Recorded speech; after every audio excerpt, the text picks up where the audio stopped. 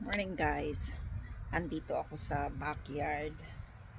Eto guys, punta tayo sa backyard habang nagkakape.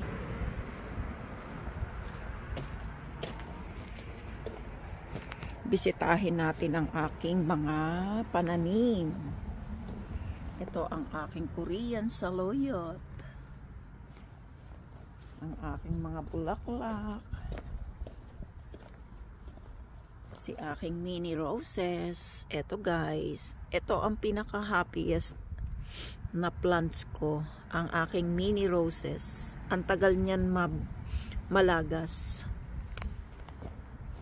At ito naman si yellow roses. Ayan guys, iyan ay regalo lang sa akin ng aking hobby at tinatanim ko kapag may regalo siyang mga bulaklak, kaya nabuhay naman.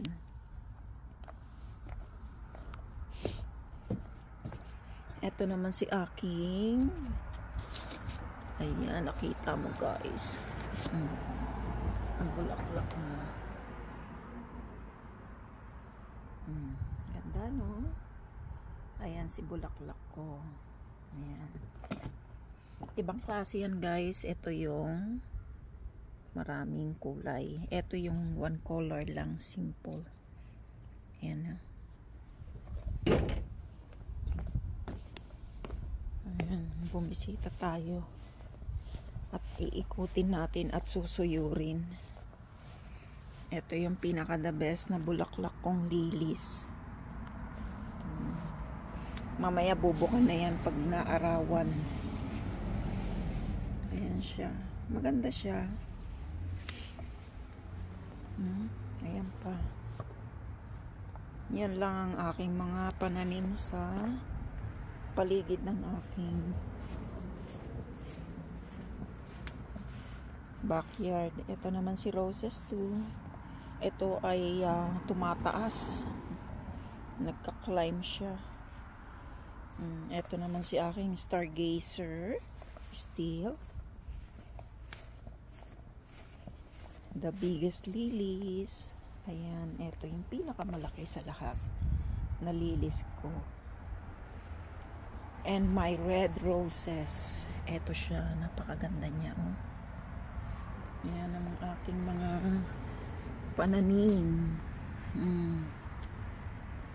Si red roses, si aking chili. Ayan si chili, bubot pa. Ayan oh, mga bubot pa yung aking chili.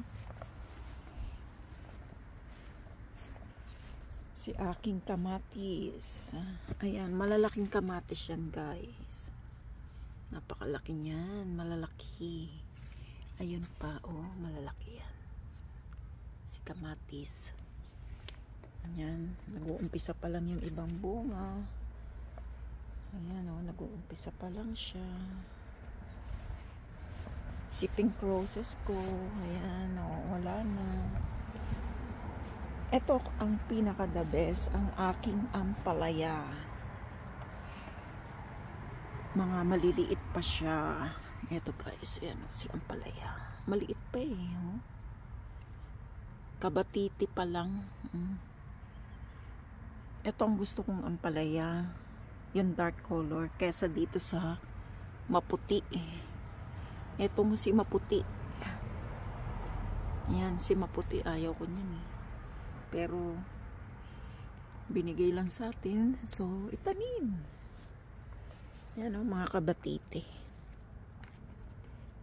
Si sita wala pang bunga. Eto si upo. Ayun pa, may kamatis. Ito naman si purple beans. Nag-uumpisa pa lang si purple beans, umakyat na. Si okra, si basil. Basil leaves yan guys, mabango.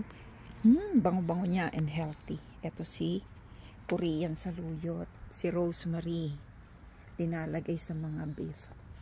Ito naman ang aking beans, napakasarap niyan. Ayan, eto si Thai basils. Ayan. Thai basils, mas maano yan, matapang ang amoy. Ito naman si sweet basil, yung malalaki. Yan. At ang aking talbos, nakuhaan na natin. Yan. Ito si aking oregano. At si clematis. Ang aking flowers na clematis. At lalo na si grapes. Ayan ang aking grapes. Mahal ang prutas ngayon. Kaya hindi ko pinuputol si grapes. Ayan si grapes. Ang ganda niya. Ang lalaki niyan, guys. Ayan, diba? Kita nyo? Malalaki yan. Ayan si aking grapes. Dahil sa kamahalan ng mga gulay ngayon at prutas, matututo tayong magtanim. Ayan sa aking kamatis na naman. Yan lang guys ang aking mga halaman sa paligid ng aking bakuran. Ayan si grapes, marami yan. Kumpul-kumpul yan. Super dami ng grapes. Ayan.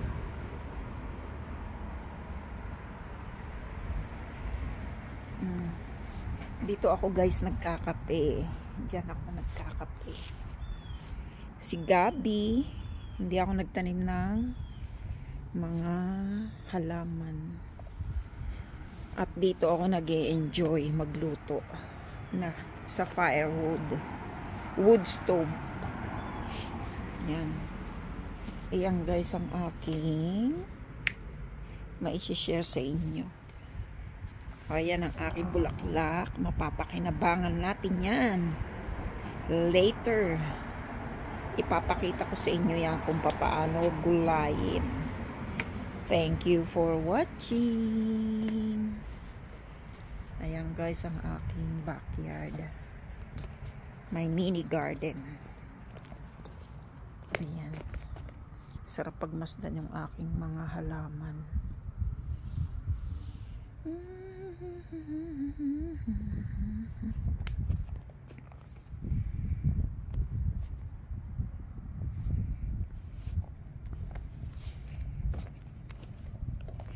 Hanggang dito lang tayo at meron tayong water from the rain at meron din dun sa kabila.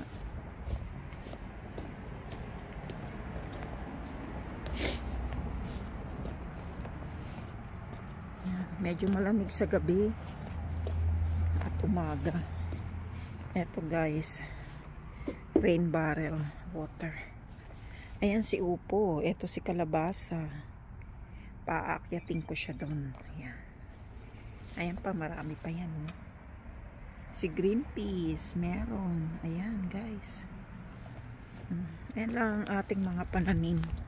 Pang araw-araw nakakainin. Meron tayong makakain sa likod bahay. Hanggang dito na lang tayo. At lalabas na naman tayo. At ang aking single stove na kahoy, lutuan na kahoy. Kahit nasa ibang bansa tayo, nagagawa natin ang gusto natin dito sa ibang bansa. Yan lang guys. Thank you.